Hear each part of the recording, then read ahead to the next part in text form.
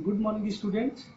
आज हम लोग क्लास 8 में ज्योग्राफी के फर्स्ट चैप्टर रिसोर्स का अध्ययन करेंगे। रिसोर्स मीन्स संसाधन। संसाधन वे होते हैं जो पृथ्वी पर हमारी सारी आवश्यकताओं की पूर्ति करते हों, मानव की सभी आवश्यकताओं की पूर्ति करते हों। एनी सब्सटेंस, लिविंग बीइंग और services that has utility that is can help us in any possible way is said to be a resources. But all resources should be acceptable for society and economically. वह सामाजिक और आर्थिक रूप से मान्य होना चाहिए।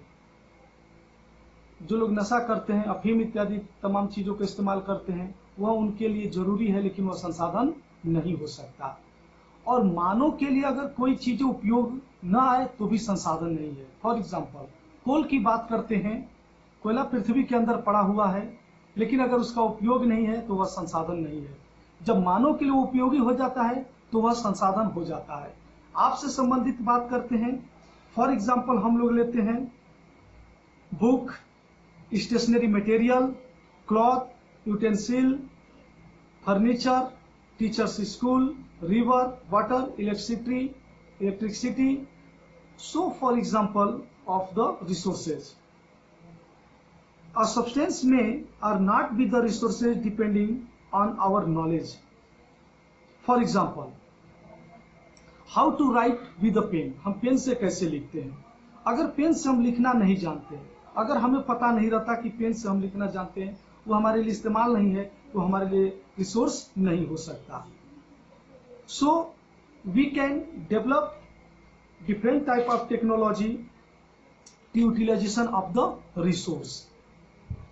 तो हमने बहुत सारे स्किल, हमने बहुत सारे टेक्नोलॉजी तकनीक को विकसित किया है ताकि पृथ्वी के अंदर या बाहर पड़े हुए तमाम जो रॉ मटेरियल्स हैं उनको संसाधन के रूप में इस्तेमाल कर सकें और वो हमारे लिए रिसोर्स बन सके, है ना।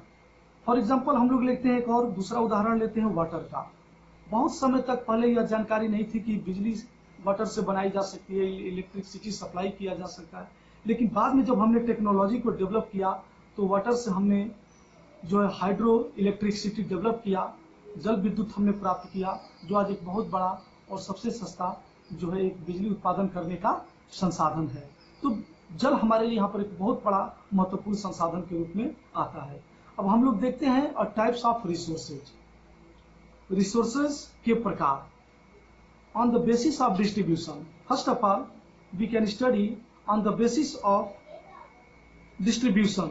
Resources are human made resources and human resources as well as the human resource development.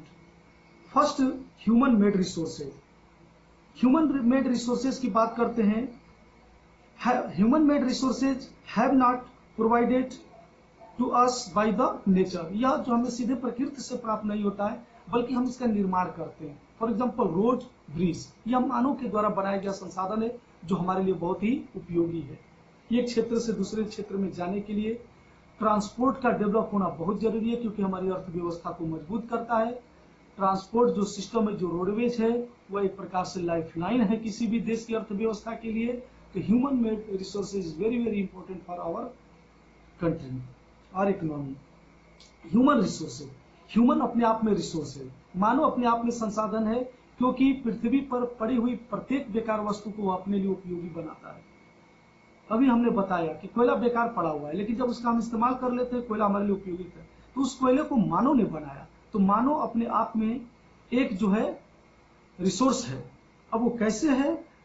Human resource development refers to the improvement of skill, people skill. Skill को हम दक्षता को डेवलप करते हैं। To development of the technology, technology को हम develop करते हैं।